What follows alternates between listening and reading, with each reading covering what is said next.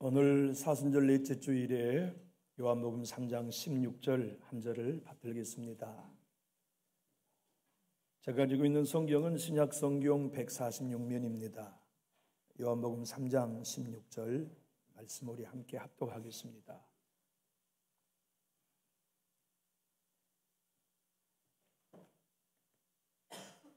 우리 한 목소리로 합독할까요? 하나님이 세상을 이처럼 사랑하사 독생자를 주셨으니 이는 그를 믿는 자마다 멸망하지 않고 영생을 얻게 하려 하심이라. 아멘.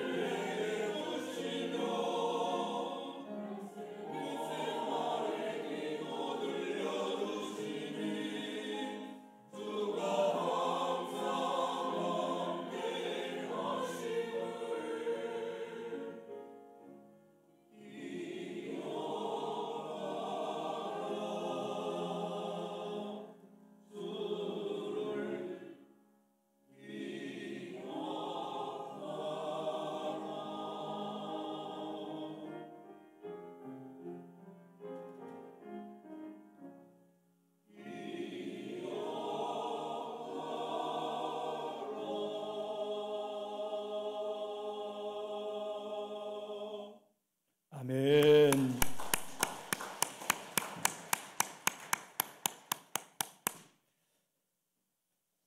여러분, 꿈에라도 천국을 한번 보고 싶다 이런 생각 안 드시나요? 우리가 천국을 한 번만 본다면 어떤 어려움도 쉽게 이길 수 있을 거예요. 목표가 분명해졌잖아요. 천지 만물을 우리 하나님이 완벽하게 창조하시고 성경은 이렇게 기록합니다. 하나님이 보시기에 좋았더라. 하나님이 보시기에 좋았던 그 나라를 우리도 보고 싶지 않나요? 그런데 아담과 하와가 타락함으로 그 나라를 뺏겼어요. 존 밀턴은 그걸 가리켜 실낙원했다 표현했죠. 세상이 뒤틀려 버렸어요. 죄로 인해서. 하나님 보시기에 좋은 사람들도 뒤틀려 버렸어요. 그래서 하나님을 사랑하지 않고 미워하게 됐죠. C.S. 루이스는 타락한 인생이 뒤틀리는 걸 가리켜 자기를 지으신 창조주께 반역하여 무기를 들었다 이렇게 표현했다고요. 안 믿는 인생은 누구나 무기를 들고 하나님께 반역하고 있는 거예요. 그게 죄예요. 그게 죄인이에요. 그게 부패예요. 예수님이 이 땅에 오셨지만 사람들은 자기를 지은 창조주를 미워했어요. 뒤틀린 세상이니까 그렇죠. 어둠의 영, 공중곳은 잡은 자의 소나기에 묶여있기에 그랬어요. 우리 예수님의 말씀은 얼마나 은혜로워요. 그런데 안 들었어요. 하나님이신 그분이 얼마나 마음을 열고 생각을 다 열어서 치료하며 회복시키는데 유능하시겠어요? 이 땅에 제 아무리 은사를 많이 받은 설교자라도 이 땅에 오신 예수님만큼 설교할 수는 없지 않겠어요? 아무리 은사와 능력을 많이 받은 성령의 종이라 하여도 어떻게 예수님만큼 권능이 있을 수 있겠어요? 완벽한 예수님이 설교하시고 말씀하여도 사람들은 안 들었어요. 침을 뱉었어요. 모욕했어요. 초롱했어요. 심지어는 가룟 유다를 통해 돈 30, 은 30냥을 받고 팔아버렸어요. 대제사장들은 서로 협작을 하여 불법을 저질러 예수님을 죄로 불법 재판을 행했고, 빌라도는 이리 훑어보고 저리 훑어봐도 죄가 없는 예수를 죄수로 삼아 골고다 언덕에 못 박아 죽였어요. 이유는 뒤틀린 세상에 묶여있기 때문이었죠. 오늘 본문은 그런 세상을 하나님이 사랑하셨대요. 그런 세상을 사랑하여 당신의 독생자를 주셨대요. 하나님은 바보신 아니시잖아요. 우리 하나님은 계산할 줄 모르는 분 아니잖아요. 하나님이 계산이 얼마나 철저하면 달과 지구의 사이가 여전히 똑같고 하루의 시간이 여전히 똑같으며 온 우주가 충돌되지 않고 정확하게 운영될 수 있겠어요? 계산할 줄 몰라서 하나님이 당신을 반역한 세상을 사랑하신 게 아니고 당신이 사랑이시기 때문에 사랑하셨어요. 우리는 신앙하면서 하나님 사랑받고 싶어 해요. 주님이 내 가정을 더 사랑해 주시면 좋겠다. 내 기도를 더 빨리 응답해 주시면 좋겠다. 우리 교회를 하나님이 더 축복해 주시면 좋겠다 말하지만 걱정 안 해도 됩니다. 하나님은 사랑이시기 때문에 이미 충분히 우리를 사랑하고 계세요. 주님이 오늘 친히 하신 말씀입니다. 학자들은 사도 요한복음 3장 1절로 15절은 예수님이 니고데모에게 하신 말씀이고 16절부터 21절은 요한이 해석한 거라고 말하지만 아니에요. 21절이 그 증거입니다. 21절이 그 증거라는 거 우리 한번 읽어볼까요? 진리를 따른 자는 빛으로 오나니 은은 그 행위가 하나님 안에서 행한 것임을 나타내려 함이라 하시니라 말씀을 누가 했냐? 예수님이 하신 거죠. 그래서 우리 성경은 예수님이 21절까지 한 말씀으로 인정하는 번역입니다. 그러니까 16절은 요한 사도가 15절까지 있었던 주님의 말씀을 해석한 게 아니고 주님이 친히 하나님이 세상을 이처럼 사랑하사 독생자를 주셨으니 이는 그를 믿는 자마다 멸망하지 않고 영생을 얻게 하려 하심이라고 친히 육성으로 하신 말씀입니다. 하나님은 여러분과 저를 사랑하십니다. 이건 결론이에요.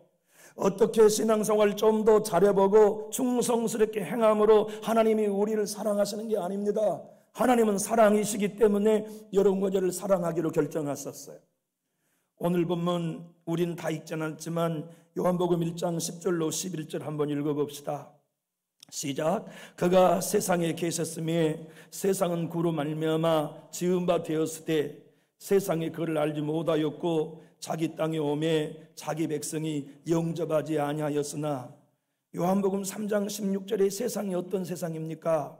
1장 10절에 3번 나온 세상과 똑같은 세상이에요. 그가 세상에 계셨어요. 세상은 그로 말미암아 지은 바 된 피조물이에요. 그런데 그 세상이 예수님을 몰라요. 그런 세상을 하나님이 사랑하셨대요. 그런 인생인 여러분과 저를 하나님이 사랑하셨어요. 이유는 하나입니다. 우리 편에 이유가 없어요. 하나님 편에 이유가 있을 뿐입니다. 하나님 편의 이유는 뭡니까? 내가 너에게 은혜 주어 교회의 큰 일꾼으로 쓰려고 천만의 만만의 말씀이요. 내가 너에게 이 영생을 주어서 너로 인하 영원한 영광을 받으려고. 우리 주님은 돌들로도 아브라함의 자손을 만들어 영광 받을 수 있는 분이에요. 우리 쓸만한 사람 될 것이기에 없어서는 안 될 일꾼이기 때문에 구원하신 게 절대 아닙니다. 우리를 구원하신 이유는 한 한편에만 있어요. 그분이 우리를 사랑하시기 때문에. 하나님이 이 세상을 이처럼 사랑하셨다. 이처럼이란 부사는 감탄사로 오늘 본문에 예수님이 친히 하신 말씀입니다. 봐라, 구원한 당신의 백성을 하나님이 죽이지 아니하시고 불평하고 원망한 그들에게 불법을 물려 너희가 지옥의 독소에 물린 인생인 것을 알게 하셨지. 그들은 구원받았으나 믿음이 없었어. 그래서 하나님은 그들을 사랑하사 그들에게 장차 독생자가 십자가에 못 박아 세상을 구원할 예표로 놋뱀을 장대에 높이 매달았지. 그를 보고 믿는 자에게 영생을 주셨어. 그리고 그 해석으로 주님이 친히 오늘 그 얘기는 내 얘기다. 하나님이 세상을 이처럼 사랑하셨다는 얘기는 놋뱀을 들어 죽어 마땅한 이들을 사랑하여 구원하신 것처럼 내가 십자가에 못 박아 죽일 만큼 하나님은 너희를 사랑했다는 메시지인 거지요. 사랑하는 교우 여러분, 적당히 하나님은 사랑하지 않으셨습니다. 당신의 외아들을 십자가에 죽일 만큼 여러분을 사랑하신 거지요. 제가 이번에 신방하면서 11구역 식구들에게 집사님은 몇 원짜리입니까? 질문했어요. 그러니까 집사님들이 깜짝 놀래요. 무슨 질문이 이런 질문을 하실까 생각이죠. 여러분은 얼마짜리십니까? 냉장고도 다 값이 있잖아요. 자동차에도 값이 있고 예수 믿는 우리들에게도 값이 있대요. 이건 김중곤 박사의 이야기입니다. CCC 총재였던. 예수의 핏값을 주고 샀다면 우리는 예수짜리입니다. 믿음이 크고 적어도 상관없어요. 하나님이 세상을 이처럼 사랑하사 나를 위해 독생자를 주신 건 믿는 사람은 그가 집사님이든 권사님이든 초신자든 상관없어요. 그분은 예수짜리입니다. 이토록 귀한 생명을 주님이 우리에게 허락해 주시고 저와 여러분에게 거룩한 선물을 주셨는데 예수를 믿는 자는 영생을 얻은 거예요. 영생. 죽어가는 인생이 암으로부터 치료받았다 해도 얼마나 기쁠까요? 그런데 영생을 하나님이 세상을 이처럼 사랑하사 독생자 예수를 믿는 여러분과 저에게 주신 거예요. 영생이 얼마나 놀라운 건지 우리는 아직 모릅니다. 천국에 딱 들어가면서부터 알게 되는 거예요. 이 예수 믿고 멸망받지 않은 이 신비한 은혜가 얼마나 놀라운 것인지 우리는 천국문에 딱 들어가면서 무릎을 치며 행복해 할 겁니다.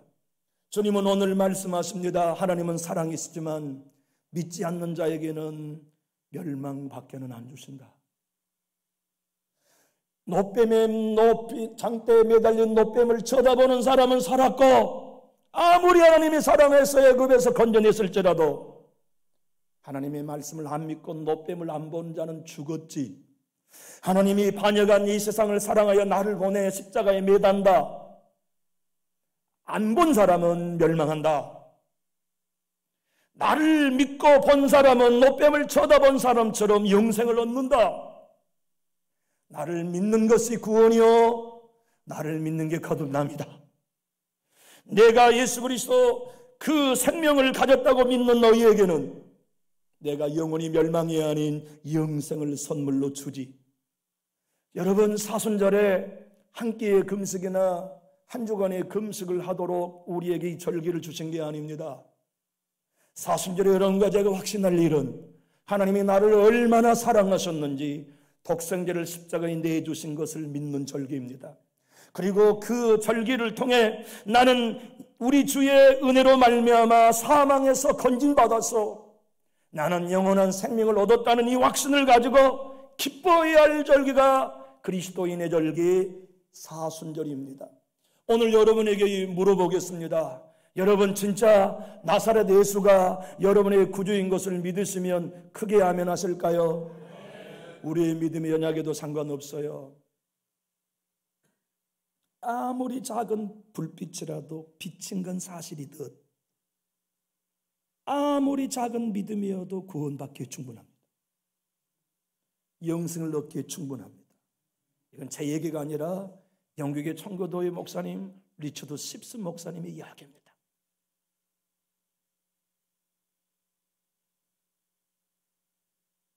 우리의 삶이 지난날에 실수가 많았어도 구원을 뺏기지 않습니다.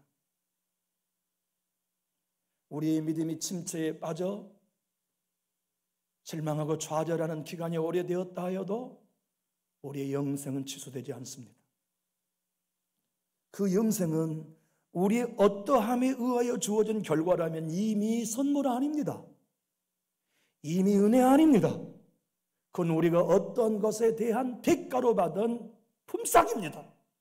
그러나 예수님을 통하여 얻어지는 영생과 구원은 은혜입니다. 하여 그를 믿는 결과로 주어진 선물이지 우리 어떤 행위의 결과가 아니라면, 우리 어떤 행위의 결과가 실패로 돌아가도 우리의 구원은 안전합니다. 우리가 얻은 영생은 안전합니다. 그것이 성경이 사순절을 통하여 여러분에게 흔들려도 구원이 그대의 것임을 믿어라 하시는 예수님의 육성입니다. 오늘 여기 앉아있는 여러분 모두와 제가 이 사실을 믿고 오늘 본문을 한번 읽어봅시다. 큰 소리로 한번 읽어볼까요? 하나님이 세상을 이처럼 사랑하사 독생자를 주셨으니 이를 그를 믿는 자마다 멸망하지 않고 영생을 얻게 하려 하심이라. 여러분, 이것이 진짜 여러분 되었다고 믿고 확신나는 절기가 사순절이에요. 이거 여러분 거 되었다면 우리 큰 소리로 아멘 하실까요? 구원의 소극적인 의미는 멸망에서 건진 거예요. 오늘 본문 주님이 말씀하시잖아요. 이게 구원의 소극적 측면입니다. 우리가 구원받았다는 건 멸망받지 않는 거예요. 그게 소극적 구원의 의미입니다. 적극적인 의미는 멸망받지 않는 것 정도가 아니라 이제 영생을 주신 거예요. 그게 구원의 적극적인 결과입니다. 우리는 소극적인 구원도 얻었고 적극적인 구원도 받았으며 이제는 우리가 영생을 얻었죠. 하나님의 자녀가 되었어요. 주님이 친히 14절로 16절 구약의 노뱀의 사건을 바라보는 자마다 영생을 얻은 것처럼 십자가에 매달린 나를 바라보는 자마다 멸망하지 않고 영생을 얻는 해석을 하신 거죠. 화면을 보고 한번 읽어볼까요? 모세가 광야에서 뱀을 든 것 같이 인자도 들려야 하리니 이는 그를 믿는 자마다 영생을 얻게 하려 하심이니라. 하나님이 세상을 이처럼 사랑하사 독생자를 주셨으니 이는 그를 믿는 자마다 멸망하지 않고 영생을 얻게 하려 하심이라. 성경은 주님은 당신의 입술로 친히 무엇을 행하는 자마다라고 말씀하지 않고 두 번이나 반복으로 믿는 자마다라고 강조하셨습니다. 여러분 예수 믿으시죠? 예수 그리스도로 인하여 여러분의 옛사람은 십자가에 죽었다는 건 믿지요? 여러분은 예수님의 부활과 연합하여 새 사람이 되었다는 거 확신하시죠? 그것이 거듭난 증거입니다. 우리 한번 크게 외쳐봅시다. 하나님 아버지. 거듭난 사람만 하나님을 아버지라고 불러요. 성령으로 거듭난 사람만 하나님을 아빠 하나님이라고 부를 수 있어요. 하나님의 자녀만이 하나님을 아버지라고 부르죠. 그러지 않나요? 우리가 어떤 머리가 쭉 삐서고 무슨 갑자기 우리의 마음에 없던 막 담대함이 생기고 못하던 방언이 터지고 그래서 거듭난 게 아니에요. 하나님을 아빠로 부르고 있다는 거, 예수가 나를 위하여 대신 십자가에 내 죄값을 지불했다는 걸 믿는 거, 예수님이 내 안에 들어오셔서 나의 영원한 생명이 되셨다는 걸 믿는 거, 내 영혼은 예수님의 부활과 연합되어 내 속사람이 영원히 죽지 않는 영생으로 거듭났다는 걸 믿는 것, 그것이 거듭남의 증거입니다. 그것을 믿는다면 여러분과 제가 온전히 하나님의 자녀로 영원한 생명을 누리고 있는 하나님의 약속 안에 포함된 것이에요. 사순절에는 이 영생이 내 것이라고 하는 걸 확인하고 찬양하는 기간입니다. 사순절은 이 영원한 구원이 내 것이라는 걸 믿고 부족한 나에게서 시선을 떼어 십자가의 완전한 구원을 이루어주신 예수를 바라보고 예수님의 구원은 충족되었습니다. 예수님의 구원은 십자가에서 완전합니다. 그러므로 예수를 믿는 내 구원은 안전합니다. 이것을 확신하여 그분의 구원을 감격하는 자리가 사순절입니다. 나의 사랑하는 교우 여러분, 여러분이 예수를 그리스도로 믿고 십자가를 낸 예수를 바라본 자가 되었다면 여러분은 멸망하지 않습니다. 여러분은 영생을 얻었습니다. 여러분은 영원한 구원을 얻고, 한번 따라해 봅시다. 나는 심판받지 않습니다. 영생과 구원을 주님은 17절과 18절에 이렇게 부연 설명하셨거든요. 화면을 보고 한번 읽어볼까요? 하나님이 그 아들을 세상에 보내신 것은 세상을 심판하려 하심이 아니요 그로 말미암아 세상이 구원을 받게 하려 하심이라. 그를 믿는 자는 심판을 받지 아니하는 것이요 믿지 않는 자는 하나님이 독생자의 이름을 믿지 아니하므로 벌써 심판을 받은 것이니라. 영생을 주님은 또 다른 단어로 설명하신 거예요. 영생이 뭡니까? 심판받지 않는 겁니다.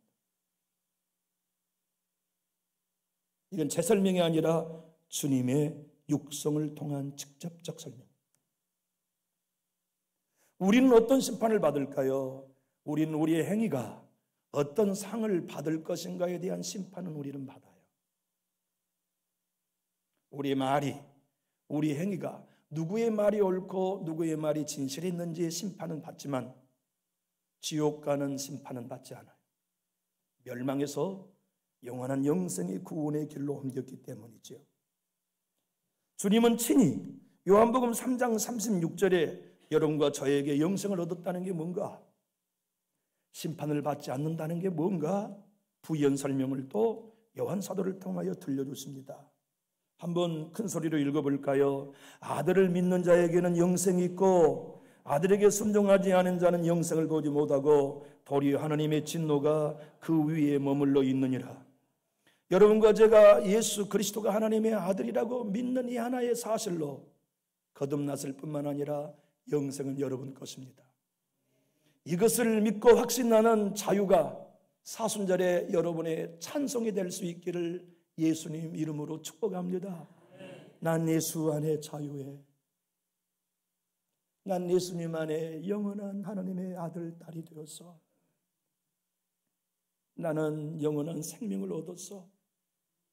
요한 사도는 이단에 의하여 흔들려 버렸던 초대교회 성도들에게 여러분 흔들려서도 괜찮아요. 1년, 2년 이단에 빠졌다 했어도 괜찮아요. 여러분이 다시 예수 그리스도가 나의 생명이라는 걸 믿고 하나님의 아들이라고 믿는다면 여러분에게는 생명이 있어요. 영생이 있어요. 여러분에게는 하나님의 아들이 있어요. 요한일서 5장 12절을 큰 소리로 한번 읽어볼까요? 아들이 있는 자에게는 생명이 있고 하나님의 아들이 없는 자에게는 생명이 없느니라. 하나님의 아들이 여러분 안에 계세요. 언제 우리 하나님의 아들 예수님이 우리 안에 오셨을까요? 영접하는 때 오셨어요. 영접하는 자, 내 예수님이 나의 구주라고 믿고 입술로 시인할 때 여러분은 예수 하나님의 아들을 가졌어요. 새벽기도 못해도요? 네. 사도신경도 못 외워도요? 네. 주기도문도 제대로 못 외우는데요? 네. 용서되지 못한 사람 아직도 있어서 내 마음은 용광로처럼 부글부글 끓는데요. 그것은 옛사람을 벗고 새사람으로 살지 못할 뿐이지 거듭나 당신이 새사람이라는 사실을 변개할 수는 없어요. 영생을 얻은 자로 애배함이 피곤한 일일까요? 멸망의 자리에서 구원받아 영원한 생명을 얻었다는 걸 믿는다면 예수님의 이름이 어찌 짜증스러운 이름이 되겠어? 그 거룩한 역사를 이루어 주신 것이 우리의 열심 때문이 아니라 장대에 매달린 노뱀처럼 당신의 독생자가 십자가에 죽어주심으로 얻어주시는 선물이라는 걸 믿을 때 십자가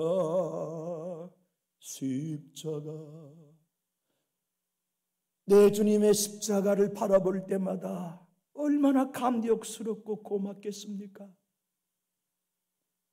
직장에 식판을 들고 많은 직장인들이 비웃든 말든 멸망에서 구원받아 영생을 얻는 그리스도인이라면 고개를 숙여 나는 그리스도인이라고 나는 멸망에서 건진받아 영생을 얻은 자라고 이 땅에 수많은 이해와 오해 관계들이 있을 때에도 나는 옛사람이 예수와 함께 죽고 새 사람으로 거듭났으니 나는 영생을 얻은 자로 반응할 거라고, 나는 속사람으로 반응할 거라고, 내 안에 계시는 예수의 생명인 내 영혼으로 반응하여 나는 온전히 주님 따르는 제자로 살겠노라고.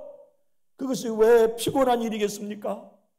멸망에서 영생으로 얻는 그 길이 진짜 우리의 신분이 되었다는 걸 믿는다면 다른 사람은 어찌하든지 간에 나는 예수님을 따르는 그 일에 우리들이 힘든다고 말할 수 있겠습니까?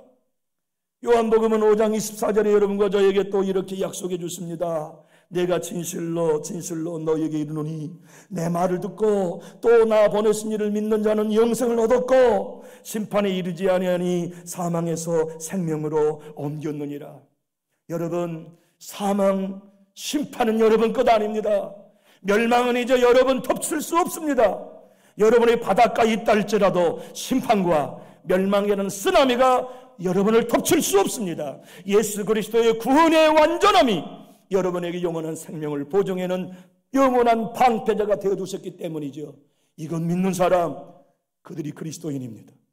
마틴 노이스 목사님은 영적 생활이라는 책에서 오늘 본문을 이렇게 설명합니다. 한번 따라해 볼까요? 그리스도인이란, 기독교란 영생을 얻는 사람들이다. 그게 기독교예요. 교회 다니는 사람 아닙니다. 남준주교회는 교회 다니는 사람이 있으면 안 됩니다. 예수를 믿고 영생 얻어 교회 다니는 사람들만 있어야 합니다. 우리 모두는 반드시 오늘 이 자리에 일어날 때 나는 거듭났다는 거 확신하고 일어서십시오. 나는 멸망받지 않고 영생에 이르렀다고 믿으십시오. 이 땅의 사망과 심판의 쓰나미는 더 이상 나를 덮치지 못한다는 걸 확신하십시오. 그리고 제발 부탁입니다. 나를 통해 나를 보지 마세요. 하나님이 나를 보시듯 보셔야 합니다. 하나님은요, 여러분의 모습으로 여러분을 보시면 불태워 죽이셔야 됩니다. 그런데 하나님은 변함없이 우리를 사랑하시는 이유는 예수님을 통해서 여러분을 보시기 때문에 예수님처럼 완전하다고 인정해 주시는 거예요. 범죄에서도 실수에서도 아직도 연약해도 예수님을 통해서 하나님은 우리를 예수님처럼 인정하세요. 그래서 예수님을 사도 바울은 고린도 교회 1장 30절에 예수는 우리의 의로움이요 구원이요 거룩함이요 지혜입니다. 예수님을 소유한 사람, 하나님의 아들을 소유한 사람들이 여러분이 그토록 기가 막힌 사람들입니다. 그러니 예수를 믿는다는 게 어찌 여러분 사사로운 일이겠습니까? 교회의 중직의 사명이 무겁다고 예수 믿는 게 후회스러울 수 있는 일이 아니잖아요. 예수님을 믿고 교회 생활에 아픔이 있다 해서도 우리가 얻은 이 구원과 영생의 가치가 퇴색될 수 없는 거잖아요. 우리가 얻은 이 놀라운 구원의 역사를 내 주님께 찬양하며 경배하면서 주님, 영생을 얻은 자로 좁은 길을 기꺼이 걷겠습니다. 멸망에서 심판으로 옮겨진 이 영생을 받은 자로서 주님이 내게 맡겨진 그 자리에서 주님께 충성할래요. 날 위해 하나님의 본체이신 신분을 버리시고 십자가에 죽기까지 자기를 낮추신 예수님 따라 나도 나를 낮추며 주님의 몸된 교회를 세우는 일에 사용받고 싶어요. 하나님 은혜 주세요. 다 아시죠? 아직도 연약할 때 구원해 주셨지만 난 지금도 연약해요. 아직도 죄인일 때 나를 구원해 주셨지만 지금 나는 아직도 죄인이에요. 앞으로도 그럴 거예요. 원수일 때 나를 구원하신 예수님, 나는 지금도 생각하는 거나 말하는 마음 먹는 것이 하나님과 원수예요. 그러나 내가 믿는 건 나의 상태가 아니라 예수 그리스도가 내 안에 계시고 내 속사람 영혼을 하나님이 새 사람으로 창조하셔서 나로 예수 믿게 하셨으니 나는 하나님의 자녀입니다. 나는 영생을 얻었습니다. 나는 영원히 구원받은 하나님의 자녀입니다. 이것을 확신하는 시간이 사순절이에요. 찰스 스펄전 목사님은 그가 요한복음이라고 하는 요한복음 강해서에서 이렇게 말합니다. 내 주님이, 내 하나님이 세상을 이처럼 사랑하여 독생자를 주셨지만 한번 따라해 볼까요? 모든 사람에게 구원을 주신 건 아닙니다. 누구에게만 주셨습니까? 아들을 믿는 자에게. 그러므로 하나님이 세상을 이처럼 사랑하셨지만 그 사랑을 누릴 수 있는 사람은 한계 안에 포함됐습니다. 아들을 믿는 자, 그가 기녀여든 실패한 인생이든 아이든 어른이든 예수가 하나님의 아들이라고 믿는 사람은 영생을 얻습니다. 여기 앉아있는 여러분과 제가 예수를 믿고 있다면 여러분과 제가 행운합니다. 영원한 생명, 영원한 나라, 영원한 영생. 독생자는 헬라의 원어의 의미는 유일한 상속권자란 뜻입니다. 예수님이 우리 안에 오셔서 여러분과 저도 천국의 상속권자가 되었으니 천국은 여러분의 것입니다. 이 사실을 믿고 기뻐하며 노래하십시오. 주님의 십자가를 사랑하십시오. 예수님의 이름을 높이십시오. 요한 사도는 요한복음 10장 28절 주님의 말씀을 친히 증거해 놓았습니다. 한번 화면을 보고 읽어볼까요? 내가 그들에게 영생을 주느니 영원히 멸망하지 아니할 것이요 또 그들을 내 손에서 빼앗을 자가 없느니라. 여러분 한번 여쭤볼게요. 지난 한 주간 넘어졌어요? 안 넘어졌어요? 여러분 지난 한 주간 미워한 사람이 있었어요? 없어요? 솔직히 얘기해 보세요. 지난 한 주간 절망하셨어요? 안 하셨어요? 때 묻었어요? 안 묻었어요? 우리 다 때 묻은 사람으로 여기 왔잖아요. 그래도 우리 구원 안전합니다. 우리 영생은 안전합니다. 주님이 분명히 약속했잖아요.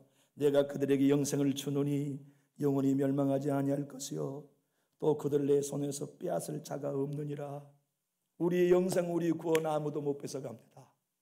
시험도 못 뺏어갑니다. 사탄도 못 뺏어갑니다. 시험 들어봤습니까? 여러분의 구원은 안전합니다. 상처가 커서 노래가 안 나옵니까? 그래도 여러분의 영생은 안전합니다. 미운 사람이 있어서 용납이 되지 않습니까? 그래도 여러분의 구원은 안전합니다. 아들을 믿었기 때문에 심판이 이르지 않겠다고, 멸망을 주지 않겠다고 약속하셨기 때문에, 그래서 넘어질수록 더욱 예수님을 사랑할 뿐이요, 넘어질수록 부족할수록 더욱 예수 의지할 뿐이요, 내 자신이 실망스러울수록 더욱 예수 의지할 뿐이요, 더욱 예수 사랑할 뿐이요. 16살밖에 되지 않는 그리스도인 소년이 이 복음을 깨달았어요. 70세가 넘은 노인장 그리스도인이 쓴 찬양이 아니에요. 겨우 16살 소년이 이 복음을 깨닫고 보니까 그가 영어로 이렇게 썼어요. 바로 어제보다 오늘, 이전보다 지금 나는 주님을 더욱 사랑합니다. 그런데 이 노랫말이 찬송가가 되어서 영국과 미국에 많이 불려졌어요. 그런데 미국의 유명한 찬송가 작곡가인 목사님인 고든 목사님이, 이분은 얼마나 찬송가 곡을 은혜 가운데 잘 쓰시는 은사를 받았는지 몰라요. 근데 런던 찬송가라는 찬송가로 일장부터 왼종일 찬송을 부르다가 이 소년이 전 찬송가를 부를 때 마음이 답답했어요. 왜냐하면 이렇게 좋은 찬송가의 노랫말을 이 곡이 못 살리는구나.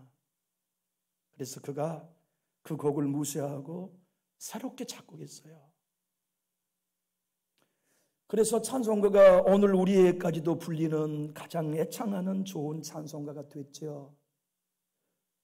어느 날 미국의 가장 유명한 여배우가 성공하면 성공할수록 마음에 텅 빈 허무함이 느껴졌어요. 인기가 높아지면 높아질수록 불안하고, 많은 사람들에게 사랑받으면 사랑받을수록 언제 인기가 떨어질지 두려워 벌벌 떨었죠. 그래서 술을 마시며 그 외로움을 달랬어요. 어느 날이었어요. 퇴근하여 집을 걸어가는 길거리를 걸어가는데 우연히 한 집의 창문이 열려 있었어요.